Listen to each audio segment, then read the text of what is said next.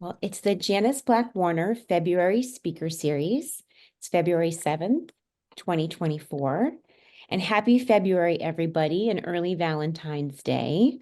We want to welcome you to the Janis Black Warner February Speaker Series. I'm Erin Raftery Ryan, the CEO of NAMI Westside LA. And a lot of you already know this, but NAMI is the National Alliance on Mental Illness.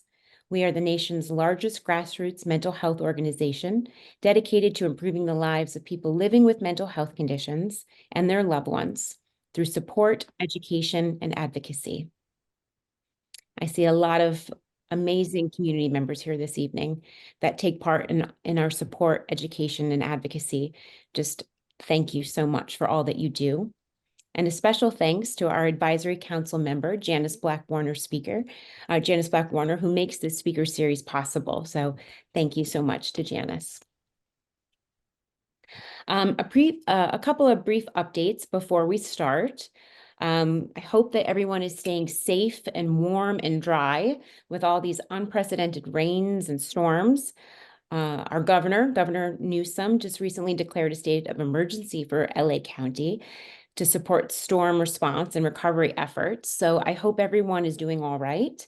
We wanted to share some critical resources for storm updates, rain safety, emergency operations in our area that are just going to help you guys stay prepared. So we'll add that list of resources to the chat. Also, it's 2024, it's an election year, and we also have an election coming up on March 5th.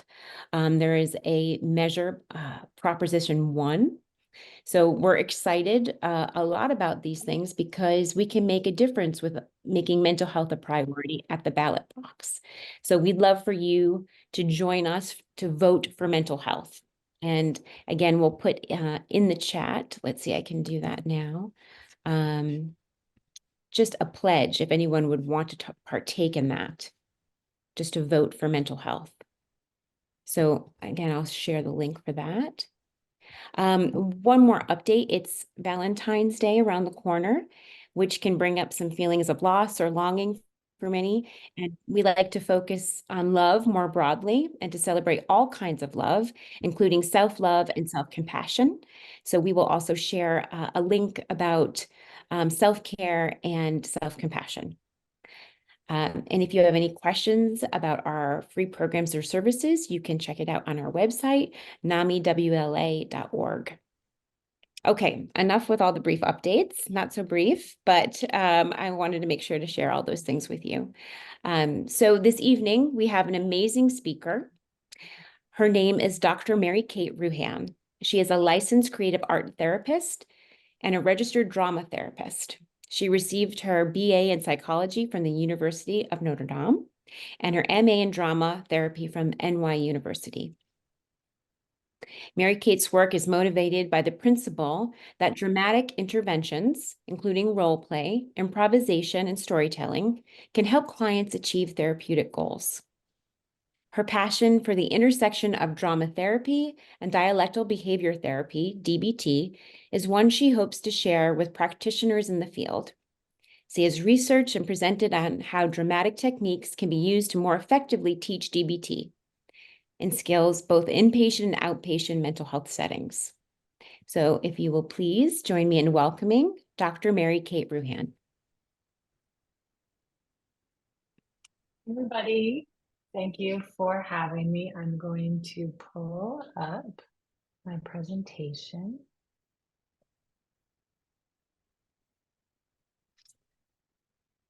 So thank you for the intro, Erin. That was really lovely.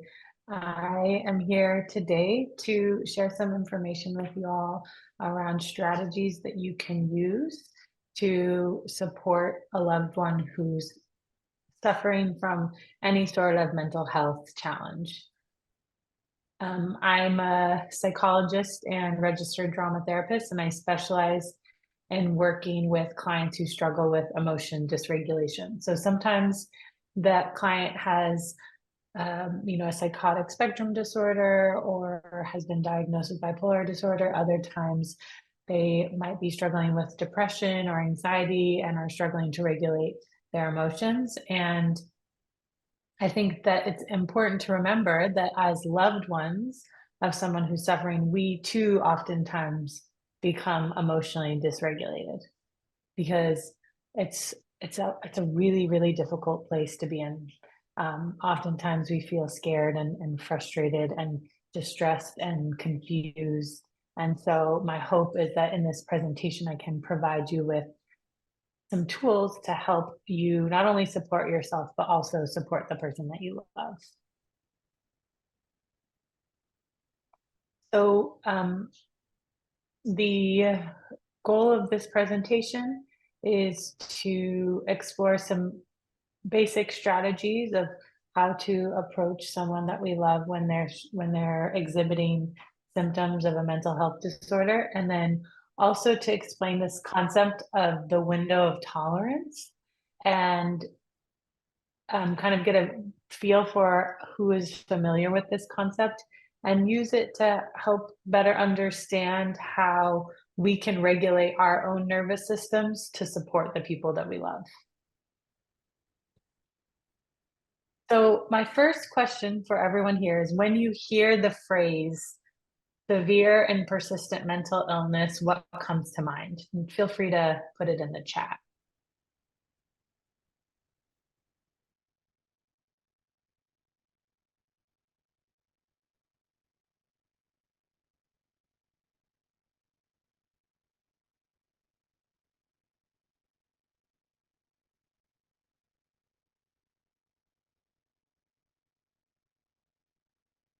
Schizophrenia,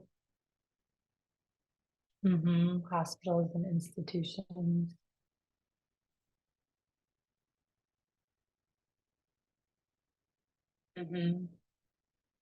Anxiety, depression, suicidality, sadness, fear, like shock, pain, suffering. Absolutely, Cynthia. Right. So feel free to keep um, sharing your associations with this phrase. When I use the phrase severe and persistent mental illness, or for short, SPMI, because it can encompass the many different diagnoses that either we or the people we love live with. And so that, just keep that in mind as I'm sharing this information. Um, I There are a ton of different resources on how to help someone who's struggling with mental illness. And so I'm just going to give kind of a three-step overview before I jump into some education around expressed emotion and the window of tolerance. The first is that if you have someone you love who is suffering from some sort of DSM diagnosis, the best thing that you can do is educate yourself. You listen to the podcast, read the books, come to the NAMI presentation, and you can get general information about the diagnosis. And then when it comes to interacting with the person you love, being really curious about their own lived experience.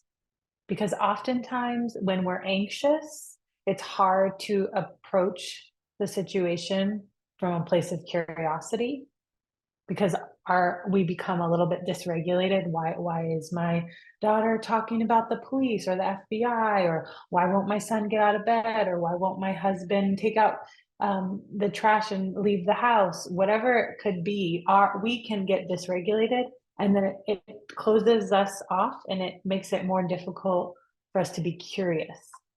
And so when we're in that phase of exploring what's going on, try to get into this mindset of a curious child, just trying to learn and understand from the perspective of the person that you love. The second piece is professional support. So as the loved one, we are the mother, father, sister, brother, child. We are not the provider. We are not the mental health provider. So our goal is to provide support, not to provide a cure. And I know that this is so hard, because we want to shift into problem solving and attempting to help fix the situation. And so another thing that we can do is just remind ourselves of our role. Like our role is to be curious and to provide comfort and guidance. It is not to solve or cure the problem. And I say problem like this. And then the final piece is intentional communication. So I know that many people in NAMI are familiar with the LEAP method, and we want to always think about validating the emotions behind the person's lived experience. We can oftentimes get caught up in the story or the content based on what the person we love is saying. So the more that we can say, what are they probably feeling? Okay, maybe they're feeling scared. Maybe they're feeling frustrated. You can ask yourself, what am I feeling right now? If I'm feeling it and I'm with someone in crisis, they're likely feeling that emotion too. So even using our own embodied experience as information around what the person we love is likely experiencing.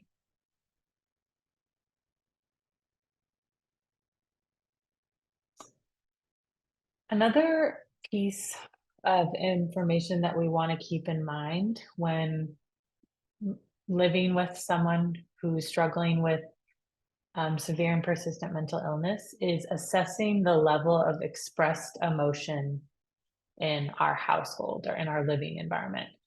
So if y'all want to write in the chat if anyone's heard of this term expressed emotion before, like the concept of expressed emotion.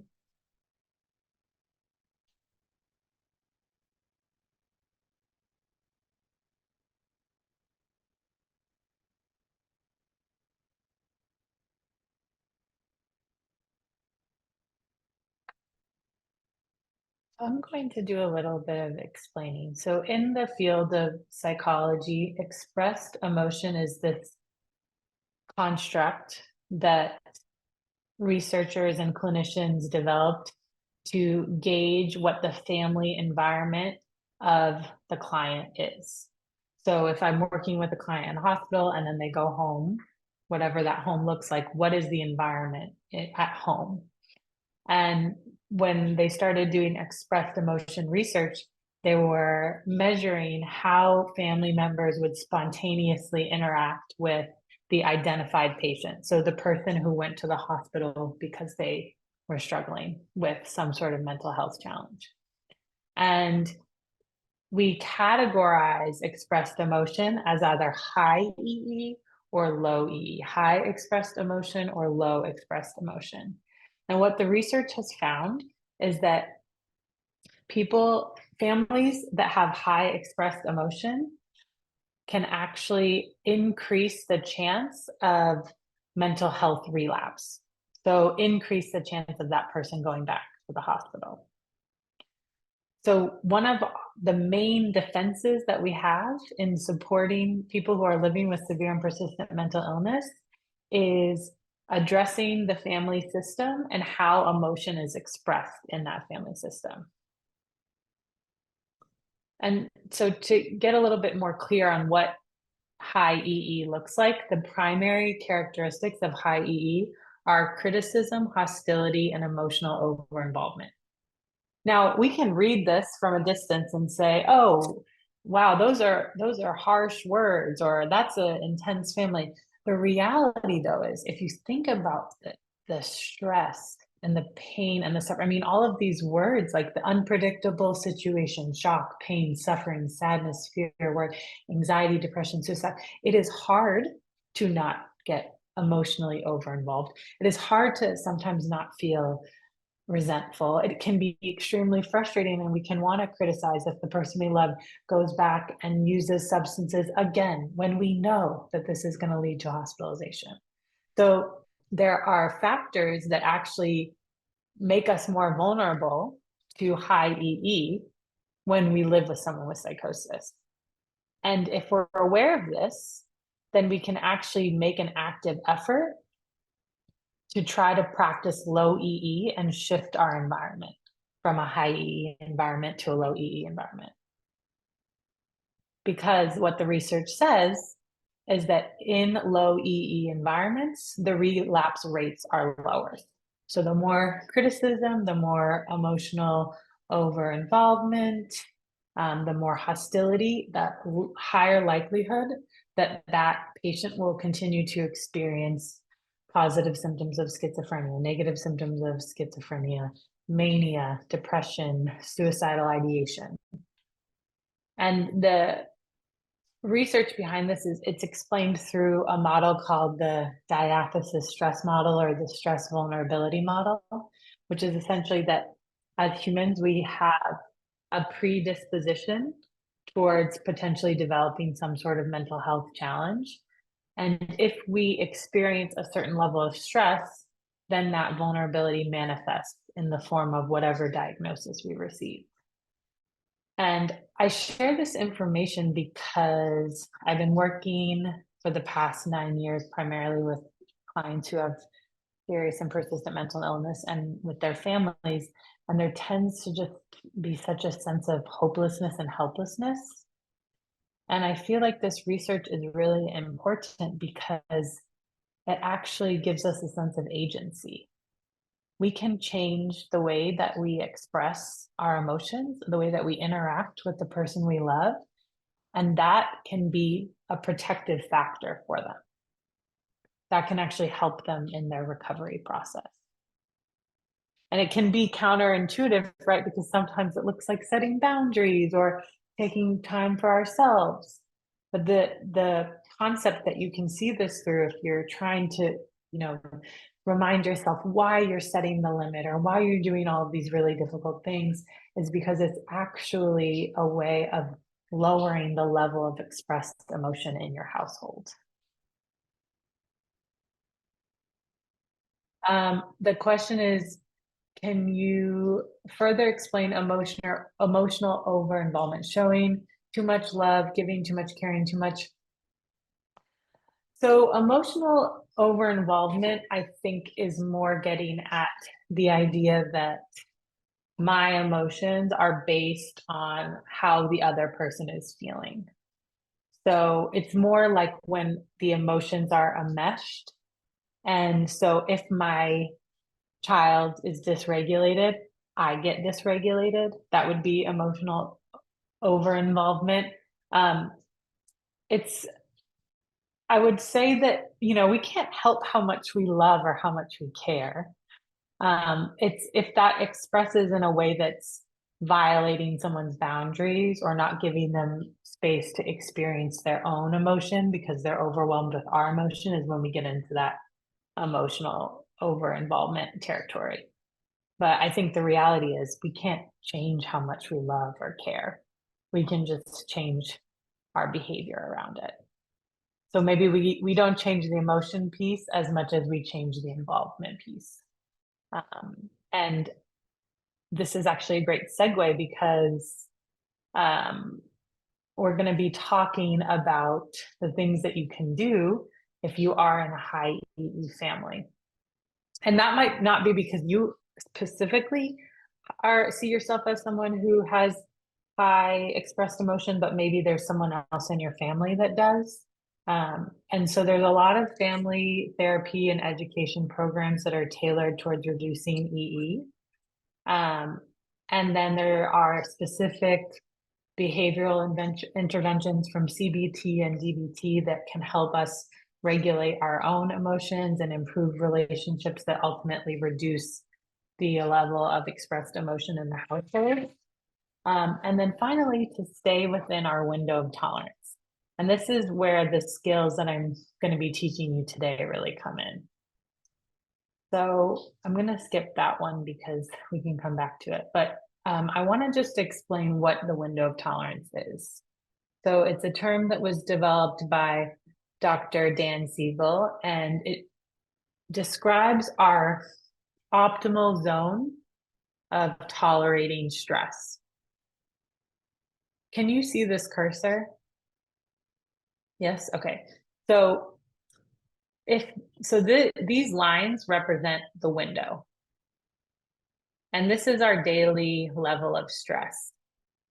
We always want our stress to be within this window, because that would mean that we can tolerate it, that we can respond in a way that's appropriate. And if our stress goes outside of our window, if our window is not wide, is too narrow, not wide enough to hold all of the stress that we're experiencing, we either go into hyper arousal, which is like our fight flight, or hypo arousal, which is like that freeze or fawn response. And so when we're in our window of tolerance, we can maintain appropriate boundaries. We have appropriate reactions to the situation, to the stressor, that we feel safe, that we can be in the present moment, that we're able to experience empathy. If you've learned something like the LEAP method, if you need to be in your window of tolerance to actually practice that method.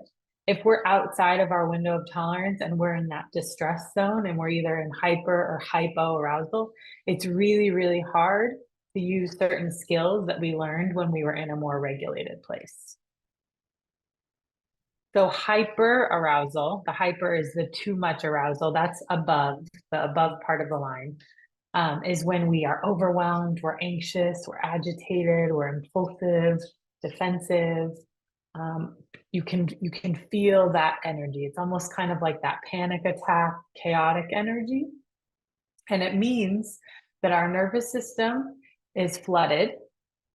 We're no longer in our window. We can't tolerate stress at the level that we usually are able to. And our prefrontal cortex, so the part of our brain that's involved in decision making and future planning, turns off. So we don't have access to all of the skills and information that we usually have access to when we're in a regulated state. Same thing happens in hypoarousal. That same part of the brain, that prefrontal cortex, turns off. We lose the foresight, the planning, the judgment. We essentially become teenagers for a second. When we talk about why teenagers engage in risky behaviors, it's because their brain isn't fully developed. They don't have that prefrontal cortex developed. This is what happens to us when we are outside of our window of tolerance. And we can feel numb, disconnected. We can completely shut down. This can also happen to your loved one. And I'm sure as I'm saying this, you can think about if their dysregulation looks like hyper or hypo arousal. And it can also be a combination of both. So I want everyone to take a moment to just think about the last time you were outside of your window of tolerance. And it might be in relation to something going on in your family or with a loved one, but maybe it was because you were running late to work and you spilled coffee on your blouse and you forgot to feed the dog, and next thing you know, you're in that agitated, dysregulated place. So if you feel comfortable, you can write it in the chat or just think to yourself of the last time you were outside of your window and what it looked like.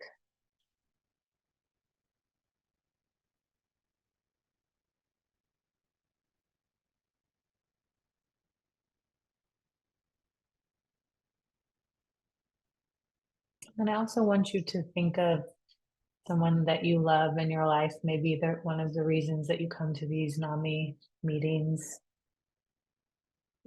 And ask yourself, when was the last time, not your student, well, maybe you also, maybe you have a student, but thinking of the last time your loved one was outside of their window and what it looked like.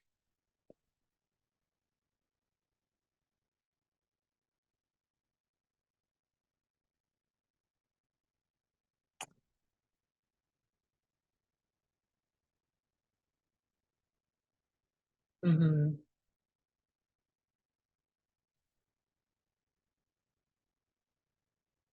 So Erin mentioned that the weather has impacted her window, and that is a great example of a factor that can actually impact the width of our window. So it can add stress, but it can also just change how much tolerance we have for stress in the first place. Yeah.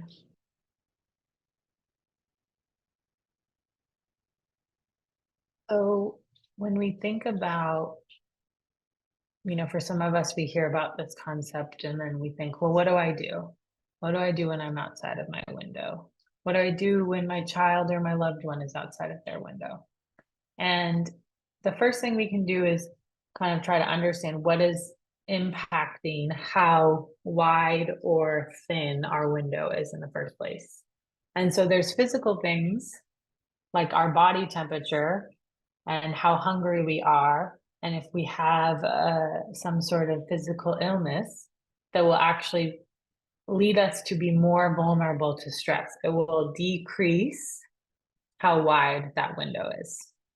Additionally, there's emotional factors. If we're having an ongoing stressor, also if we've experienced trauma, we are more likely to have a thinner window, so a little bit less able to tolerate stress. And then our childhood experience growing up and our caregiving environment typically has a significant impact on our window of tolerance. And I'll explain that childhood and caregiving environment piece.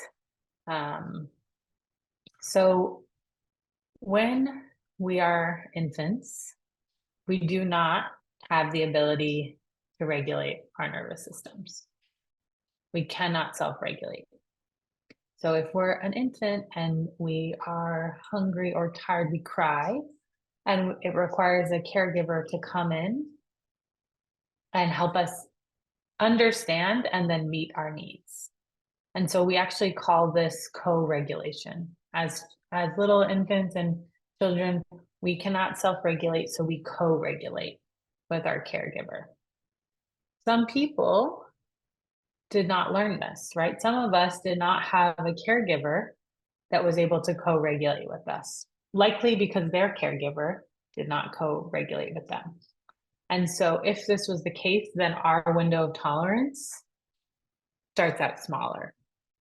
And as we get older and older, we have to do things to widen that window and expand it.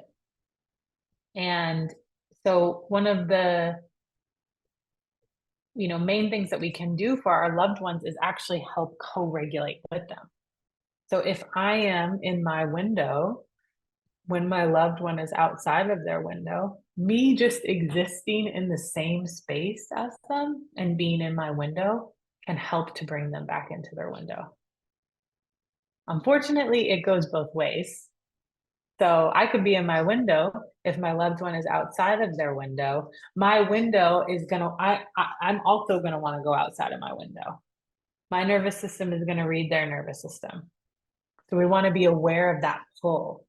Like we have the power to stay in it to an extent, and that can actually help our loved ones stay in it as well. And then more generally, over a longer period of time, we can do things to expand our window or increase our capacity to tolerate stress. And one of them is practice. We can practice skills. And as we practice these skills, we learn how to implement them in the moment and tolerate that stress. And also play, engaging in playful, creative, spontaneous acts actually increases or widens our window of tolerance. Here are some specific strategies that I wanted to share that can help us and our loved ones return to our windows. One thing that many people don't know is that we want to be using different strategies based on our level of arousal. So if we are in that above state, that hyper state, we're going to be using specific strategies. And if we're in that hypo state, that below state, we're going to be using other strategies. So always engaging our five senses is going to be important. What can I see, feel, taste, touch, smell in my environment? That can help bring me back down into the window.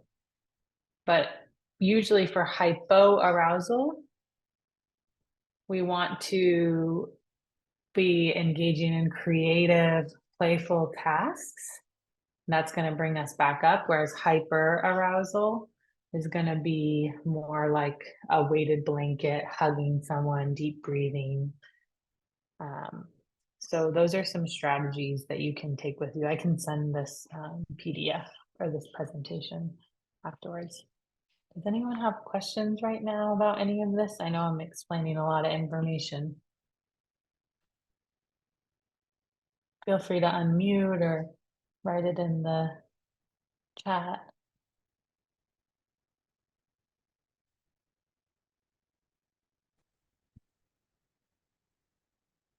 Can I ask a question here? Mm-hmm. Yeah, so I think we learned to keep our personal setting boundaries, and it sounds like this co-regulation is we're trying to couple with each other. Um, Mm.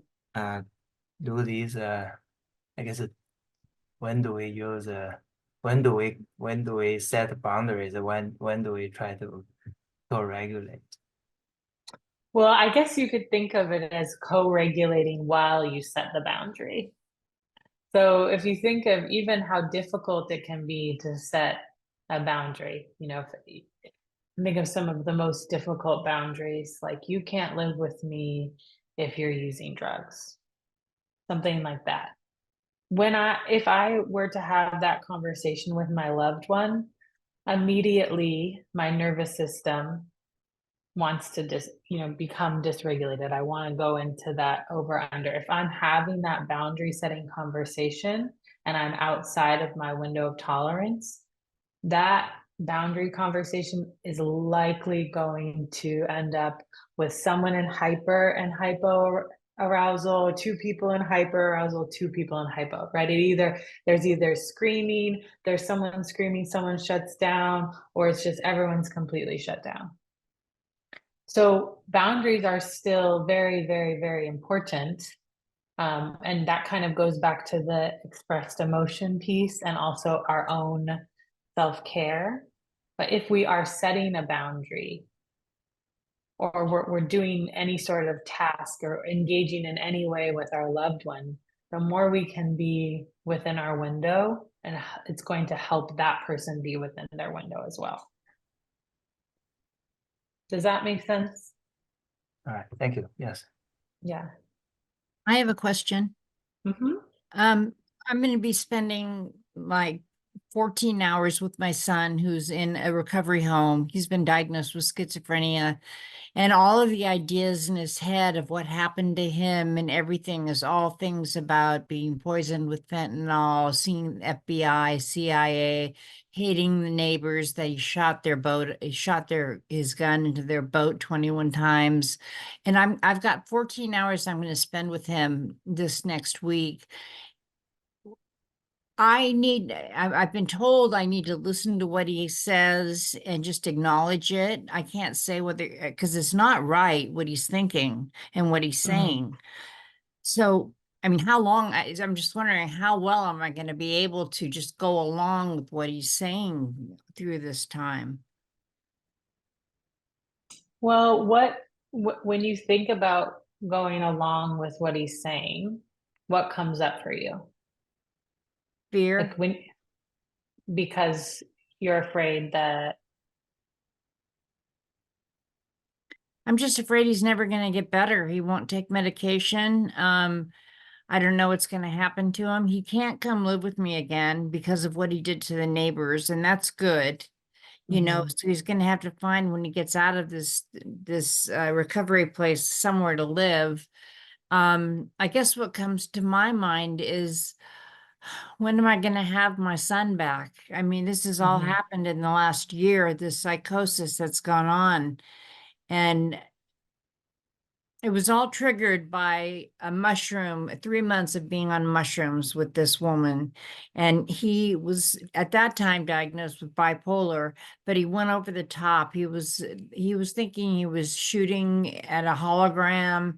I mean, thinking all these bad things about the neighbors, that they were listening to him through wireless and invading his privacy. And You know, so I mean, I'll be listening to this and I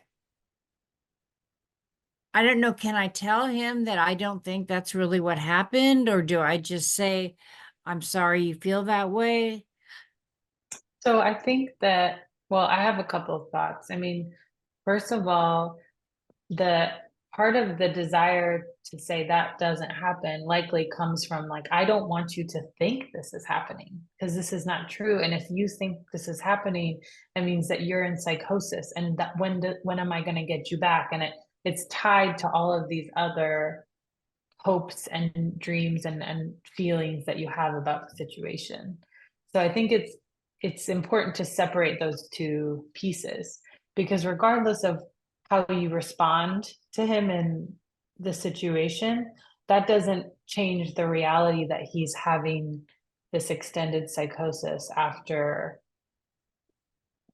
3 months of drug use. And so if we're asking ourselves what is effective in this moment, like in this 14-hour period, is it effective to spend 14 hours with someone who's activating these fears around you?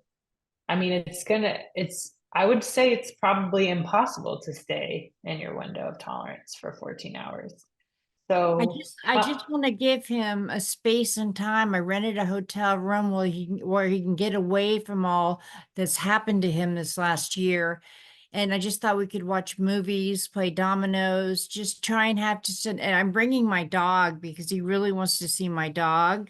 And I just want to give him some mental health time, you know, some peace and quiet.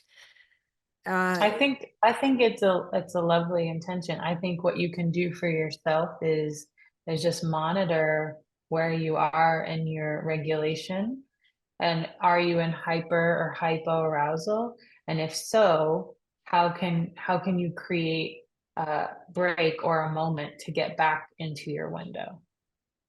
And I mean this, we could talk, I'm seeing other questions pop up, but playing games together and engaging that play and that creativity is actually going to help both of you manage the stress. Okay. Listening to a song and dancing together, watching a dance routine, all of these ways that we can, even if you bring art to do together, that's actually going to help both of you tolerate some of the distress that might come up when he's sharing information that doesn't align with the reality that you and the other people in your life are in. We also know that he probably will share that information. And so validating the emotion behind his reality, like, wow, it's really scary that you felt like you were dealing with this hologram and then shifting to whatever you may be talking about. But if you try to start negating his reality, it's likely going to bring both of you into hyper or hypoarousal. It's a really quick avenue outside of the window, is Okay. denying someone's reality. Yeah. Does that help at Yes, all? that helps a lot. Thank you. Okay, you're so welcome. So yeah, I guess this kind of goes back to this piece of the best thing we can do is stay in our own window. You want to provide him with respite for the weekend. And so the more you're in your window, the more he'll be able to be in his. Okay. I have another question. Mm-hmm. So are these co-regulation, do this co-regulation only happen in a direct face-to-face interaction, or you can, I guess you can communicate by writing or texting? Do these count as a co-regulation? That's a really great question. I think because the research they did was on mirror neurons, basically showing that two people in the same room, one person is experiencing something, the other person is not experiencing the same thing, but because this person has the same neural activity showing that they're experiencing it. This is how the research started.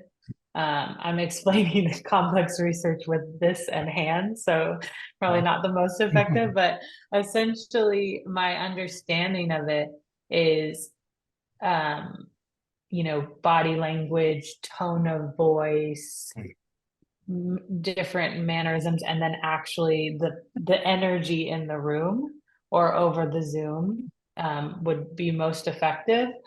I do think, though, the types of words we use in a text are probably going to be indicative of where we are in terms of our stress tolerance. Because when I'm stressed, I text differently than when I'm calm.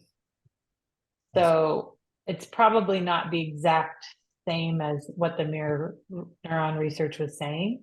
But I think anyway, that any form of communication in an email, if I'm sending it from a regulated place, it's going to be more effective and less likely to be activating than if I'm sending it from a dysregulated place. I see. Yeah. Thank you. You're welcome. So this tip skill, for anyone that's been in Debbie's NAMI group, I've shared this skill before, but it's a skill in dialectical behavior therapy that we use when we are experiencing a level of stress that is, you know, if we're thinking of stress on a level from 0 to 10, we are 7, 8, 9, 10. So we are in hyper or hypo arousal. We are in fight, flight, or freeze. That part of our brain, front part of our brain, has turned off, and our judgment is not great. We're more likely to act on emotion or impulse. So this skill essentially buys us time so that we can drop back down into our window before we do something that makes our life worse. This is how DBT explains the skill. And some of these strategies, temperature, for example, is changing the temperature of our body. That could be splashing cold water on our face, taking a cold shower, getting a bag of frozen strawberries and putting it on our head. When we change the temperature of our body, we activate our parasympathetic nervous system, which is the opposite of our fight, flight, freeze nervous system, and it starts to bring us down naturally. So we can't necessarily always talk our way out of it because that part of our brain has shut off. We're dysregulated. Everything is important. Everything matters right now in this moment. We're overwhelmed. And if we try to, okay, let me use the LEAP method. Let me use this thing I heard Mary Kate talk about in the presentation. It might not work yet because we're too high up there. We're in that 7, 8, 9, 10. We can change the temperature of our body. It starts to bring us down. We can use intense exercise. And so I'm talking about 10 jumping jacks, if you can, or knee highs, mountain climbers, whatever it may be. The intense exercise, the goal is to actually increase our heart rate, which is likely already elevated, because once we do that, our body naturally starts exhaling. That's the parasympathetic nervous system. That's going to bring us down. So we can almost trick our body into calming itself down through intense exercise. There's also paced breathing, which many of you may know is the idea of inhaling and exhaling in a specific pace. If we are outside of our window of tolerance, it's critical to exhale for a longer period of time than we inhale. So if we are doing 4 seconds in, we want to do 6 seconds out. So be 4, 6, 4, 6. And the reason we do that is because usually when we're activated, we're already inhaling for more time than we're exhaling. If you think of someone who's experiencing a panic attack, and that is actually an indication that our sympathetic and parasympathetic nervous system are out of balance. So that exhale brings them back in alignment, and it starts to decrease our stress. Similar with paired muscle relaxation, we're going to be tightening a part of our body and then releasing it, tightening our shoulders and then releasing. So if you go online and you Google paced breathing or paired muscle relaxation, there's hundreds, thousands, maybe millions of YouTube videos with different exercises that you can do. And you can also Google the DBT tip skill, and there's more research sources on that. But I wanted to introduce it to y'all so that you know that you have a direction that you can go if you're outside of your window. So yeah, that's the presentation for today. And then I wanted to just give some time for questions.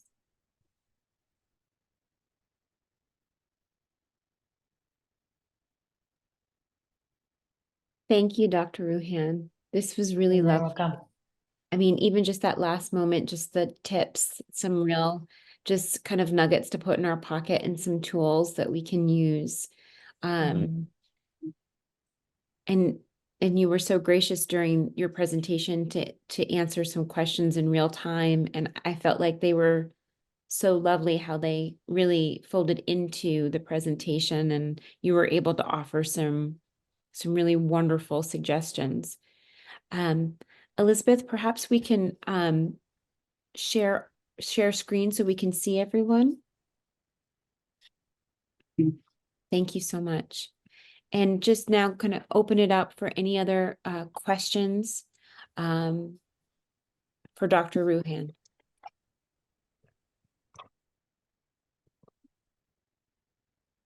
I have a couple more questions. And the first one is that do these tip skills apply to both the hyper and the hypoarousal conditions? That's a great question. Yes, they can, though. What I always say when I'm teaching clients the tip skill is we got to try it out. Because for some people, someone in hyper arousal, usually an ice dive, which is what we call putting, your face in a bucket of ice water, works like magic. Someone in hypoarousal, usually not as effective, though sometimes it is. Like sometimes it's a little bit of a shake and then it brings the person back up. So it's not really a perfect science. And it's really only pretty recently that they started saying, hey, there's actually different techniques that you want to be using based on whether someone's in fight, flight, freeze, or fawn. And what I have found is that the best way to understand that is to try it out, because it really is true that everyone's different, and some people, will try one part of the tip skill and find, intense exercise doesn't work for me, but progressive muscle relaxation is amazing. And then they will use that one over and over again. I see. Great. My other question is how do mental health conditions affect the ability to co-regulate with others? Because, I think if your loved one don't want to talk or I guess are not on the same channel as us, then it's probably harder to engage in the co-regulation, isn't it? Or are there Well, I would, things you can give us? so co-regulation can occur from sitting in silence.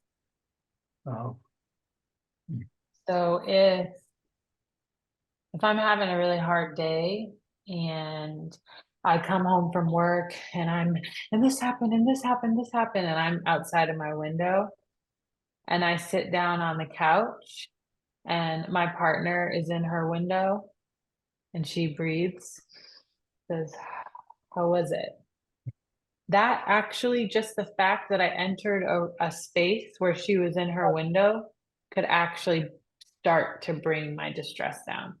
She doesn't even have to say, she could be on a call, but she's not distressed on her call. And I could sit next to her and already feel that there's a different energy, and my nervous system will start to pick up on that.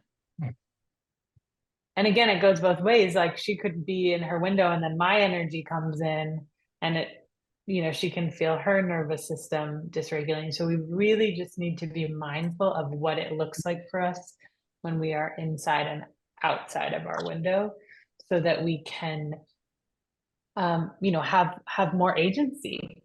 Because if we are outside of our window and we know someone's in a vulnerable place, then we're going to want to make sure we take a moment, do whatever we need to do to get regulated before we bring that dysregulation into the space. Right. Thanks for clarification. You're welcome. I have one question. Someone like my son, schizophrenic, who believes all these things and won't take medication, their prognosis isn't very good, is it? Can he get back to where he was? Every person's journey is different. And I think that what we do know is that there is hope for people who have these conditions. Maybe someone has a episode and they come back from the episode and we don't see some changes. Usually, if there are more and more episodes, there's tends to be a little bit of a different prognosis. But that person that we love can still live a life where they experience joy and connection, even while believing certain things about the world that may or may not be true. And sometimes medications can help with delusions or other positive symptoms, and therapy can help with delusion or other positive symptoms. So, I think that it's a really, really, really challenging diagnosis for sure, because you can feel like you lost the person that you used to know. And also, there's hope that you can still connect and be in relationship with that person. I hope I can find a way. I'm going to sure try. I'm sure a lot of people on this call can relate. Well, I'm bringing my dog, and I had 2 black labs, and I lost one while he was incarcerated. He was very upset about that. So now I'm bringing the sibling up to see him. He really is, he loves animals. That's great.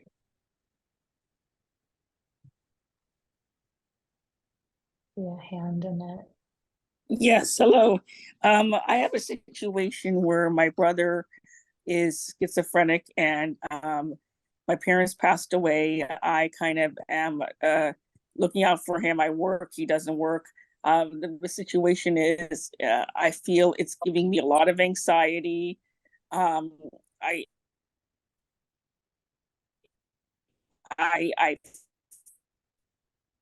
feel I have to deal with him. Sometimes he sends nasty texts, or I have to see him. He's nasty. And if you have, I know I therapist. I have done CBT for anxiety, incorporate some other things like you talked about, like saying, how would you advise? Like, just go to the freezer, put the ice on your head, and also, let's say you mentioned something about play. Do creative things that will, because I find myself, having these fears and these, intrusive thoughts that come in, say, I'm stuck, I can't get out of this, when, I've also a lot of, anxiety. What else could you advise of how to put some of these things that could help with the anxiety and the intrusive thought?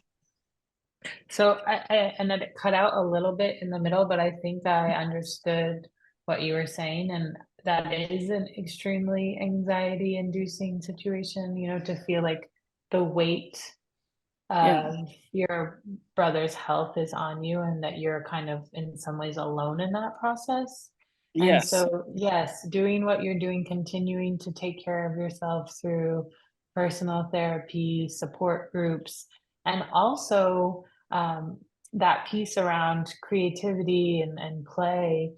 You know, what brings you joy?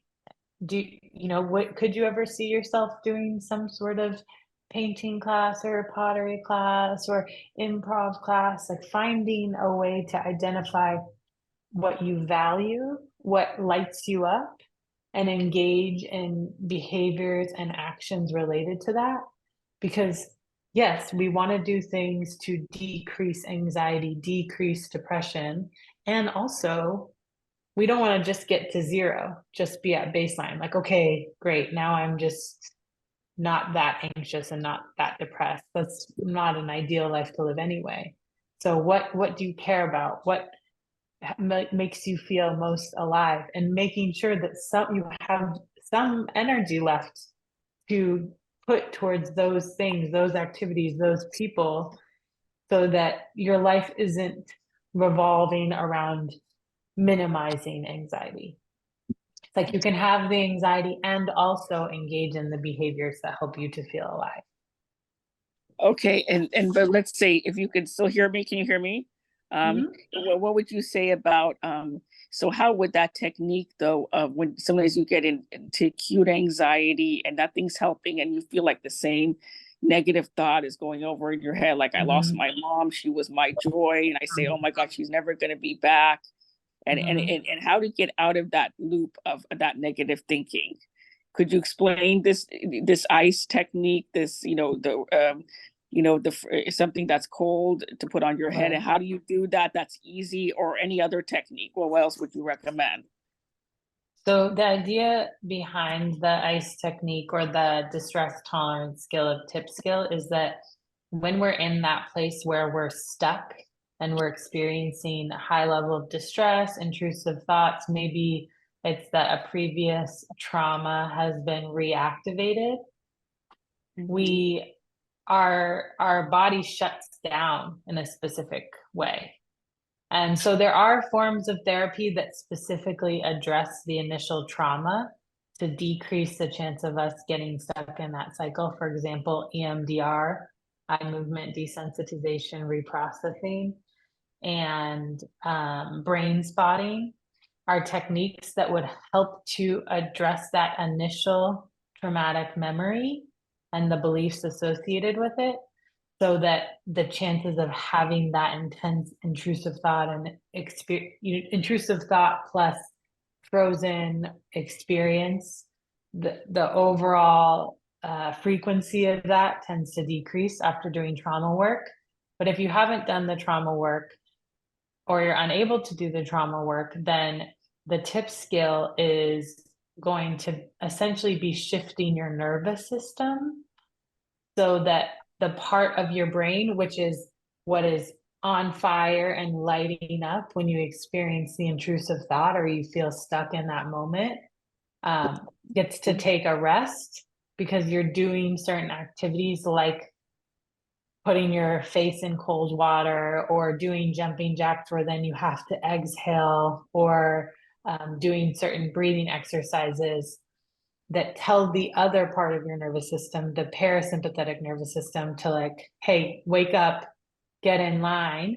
And it balances things out a little bit and helps you to kind of shift out of that trauma frozen place. Okay, and what do you mean by EMDR or brain spotting? Could you expand on those two, please?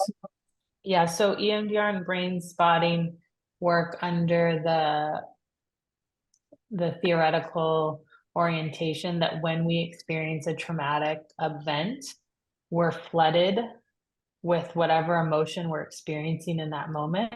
And so our brains don't store the memory appropriately. They don't store the memory in the way that typical memories are stored, which is why we have these symptoms of trauma that come back, the flashbacks, the nightmares, the intrusive thoughts, the intense emotional response, because our body in the present moment responds as if the trauma is happening because it initially got stored improperly. And so when we do these specific forms of trauma work, like EMDR or brain spotting, we're going back to the original memory and the beliefs associated with that memory. And we're kind of like shaking them up a little bit so that they're stored properly. And it doesn't erase the memory. We don't forget the memory, but what tends to happen is the intensity of the memory and the charge behind it decreases after we are desensitized and then instill some sort of more positive belief. So maybe in that moment when I lost someone I loved, I had the belief that, I'm going to be alone forever. And so in my present day life, something can happen and that belief could get activated, that traumatic memory and that belief. And so through the trauma work, rather than I'm going to be alone forever, I'm attaching something else to it, like I'm resilient or I've survived. And so when that memory gets activated, I have this positive belief and memory that pairs with that old neural network, and it decreases how dysregulated I get in the moment. So you recommend, even though sometimes I don't know what that trauma is, of course, like I can bring up that my mother passed away, but let's say if those thoughts come up, you say stop it and kind of like say, but I've survived already 3 years. I'm making it. So that's what you recommend to do, correct? That's I think it's great if you can do that. I would recommend, there's ways to get EMDR and brain spotting. There's a lot of places that do it and make it really accessible. And I would actually recommend doing the trauma therapy and changing your relationship to those memories.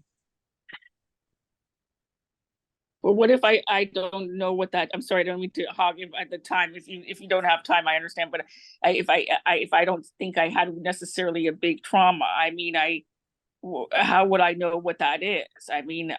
Yes. I just grew up, with. So what would happen is the therapist would help you understand what the source of the anxiety is and what the beliefs associated with it are. So you don't have to come in with a big T trauma. You can come in and say, hey, my parents have passed away. My brother has schizophrenia. I'm his primary caregiver, and I have these anxious moments. And the therapist is going to help you realize, what kind of thoughts do you have when you're anxious? Okay, well, I feel helpless. I feel trapped. And you'll go through the work. When was the first time you felt helpless and trapped? And memories will start coming up and you'll desensitize to those. So you don't have to come in knowing it all. That's the therapist's responsibility. They know how to do that. They spend a lot of time and money and energy getting trained, and you just get to show up and share your experience. Okay, that makes sense. Thank you so much. You're welcome.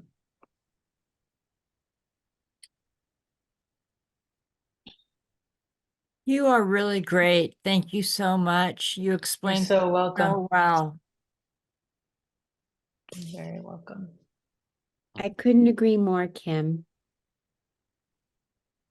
Hi, this is Janis. Can I just chime in here? Thank you, Dr. Rohan. I really appreciate all the tools you gave us. And I do have some advice for all of us. I watched a Shark Tank recently around Christmas, and there's a sleep pod. It's kind of like a blanket, but it's a cocoon, and you can Google it, Shark Tank sleep pod, and you can find it for like $30. And you lie down on the ground or on your bed, and you put this little sleep pod. It's not a weighted blanket. It helps regulate your nervous system. It calms you down.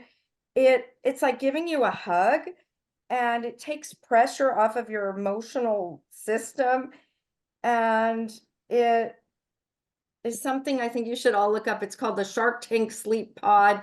It took about 3 months to get to my house. I bought one for all my family members.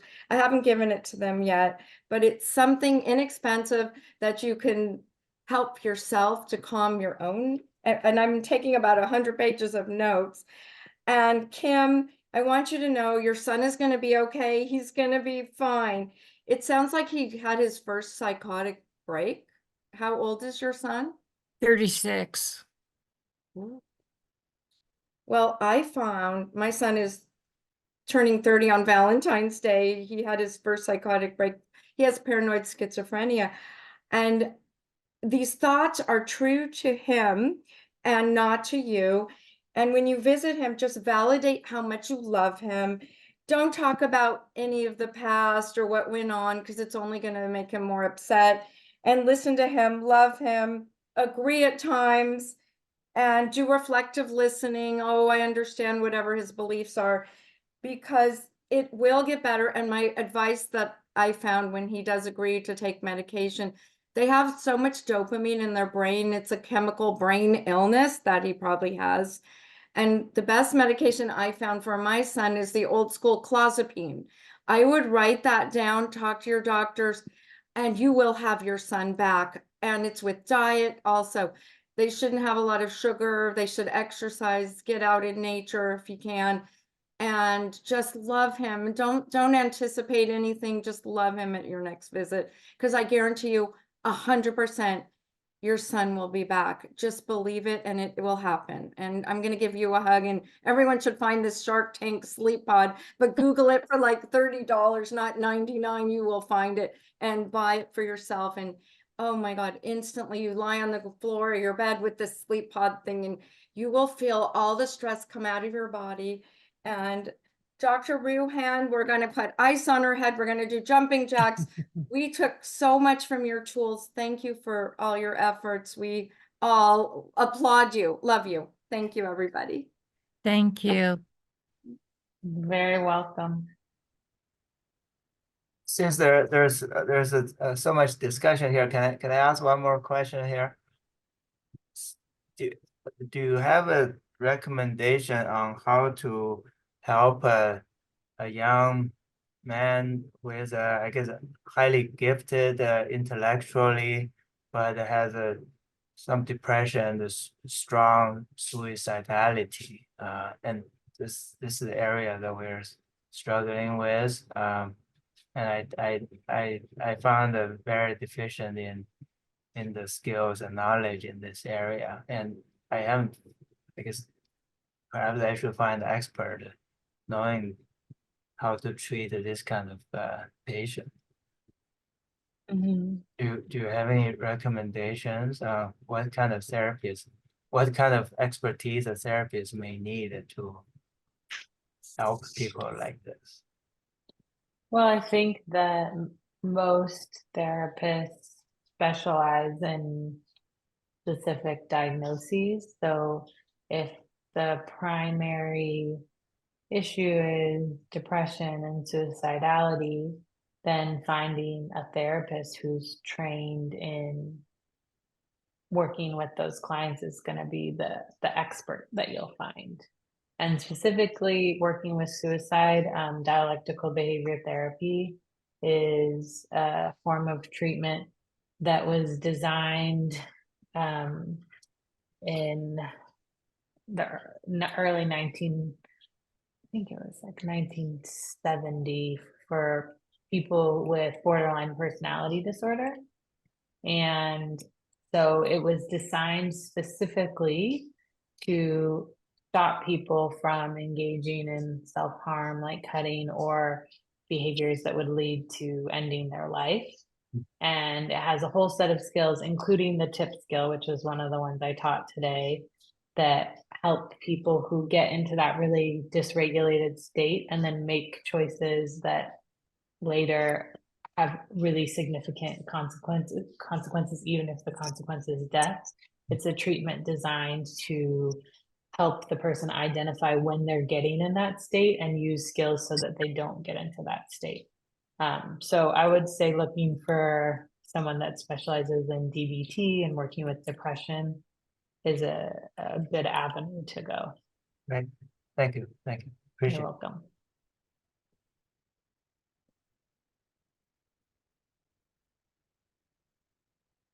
Are there specific therapists that are good with schizophrenia? Mm-hmm. Definitely. And I'm sure NAMI has is connected to resources for those therapists. And your support groups for our peer support groups, NAMILA.org. Because Yes, I'm coming back to that, Sharon. yes, I've talked to Cynthia. I'm coming back to that. I had a Wednesday commitment, but I stopped it so I could come back to the support group. okay, well, maybe I'll see you in the support group. Thank you, Sharon. That's a wonderful reminder of our support groups for our family members and for people living with mental health conditions. So we have both peers and family support groups. That might be something for your son as well, Kim. How Well, would I bring that up to him? yeah. We have our program director here on the call. It's Elizabeth Stevens. She's wonderful, and she's really grown our peer program. So she'll be a great resource for you as well. What's her name? Elizabeth? Hi, yes, I'm happy to connect with you. I'll drop my email in the chat. We actually just had a peer class start, and so there's still some room in that. I'm going to drop my email in the chat. But when you're talking with somebody who is in psychosis, how do you bring it up to them to go into a class? I don't know if you would be willing to do that. Yeah, I know that everyone's at different points in their journey. I know for myself, I identify both as a peer and a family member. I would be happy to talk with him directly. I know that sometimes it's helpful to hear from a fellow peer to hear what the class is like and to see if it's the right fit. I know that sometimes the support groups are a more like a good foot in the door for programming as well, because those are more general. And so I'd be happy to talk about the options and just let him know that these resources are here for him. Could I get your phone number? Yes, I will drop that in the chat as well. Thank you, Elizabeth. Thank This you. has been a great meeting. And I just want to say one thing to Fang. I don't know how you say your name. I'm probably not saying it correctly. Oh, that's fine. That's fine. Dr. Andy Luchter, Leuchter at UCLA, is the chief of depression. He's the depression doctor, the go-to psychiatrist for depression. So look him up for your friend, Dr. Andy Luchter.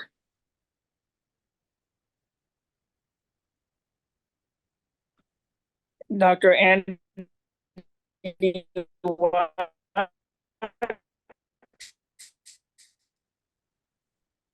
I'll put his name in the chat. You know, I don't have his phone number handy, but he's at UCLA.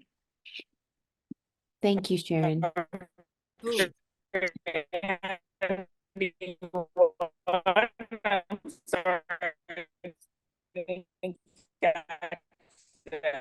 Annette, I'm so sorry. We're having a hard time hearing you.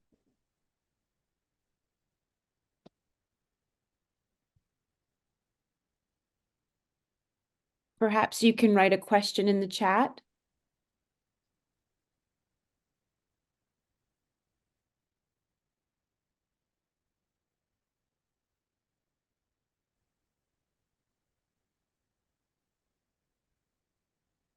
Thank you, Debbie, for sharing that information about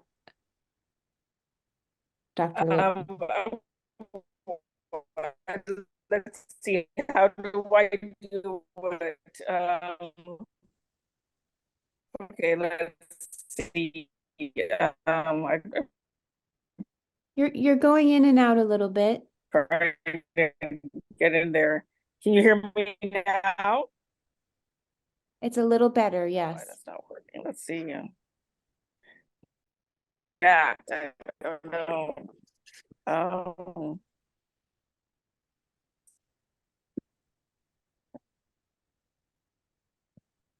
Would it be appropriate for me to ask him if let's he would see. do something for me, like go on medication okay, into this exercise. peer-to-peer group? Could I Okay. say, would you do this for me? Basically, I think Oh, I'm sorry.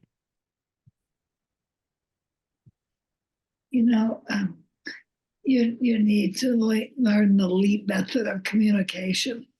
And if I could have one session with you, I could guide you through that method. That may be a way to get your son to partner with you. You give him something he wants, and he gives you something you want. So if you connect with me, I can teach you that LEAP method. Excuse my voice. I have laryngitis. So Would you be available on Friday, Sharon? just I'll put my email in the chat and we'll talk. I'll put my phone number in the chat and we'll talk. Okay, thank you.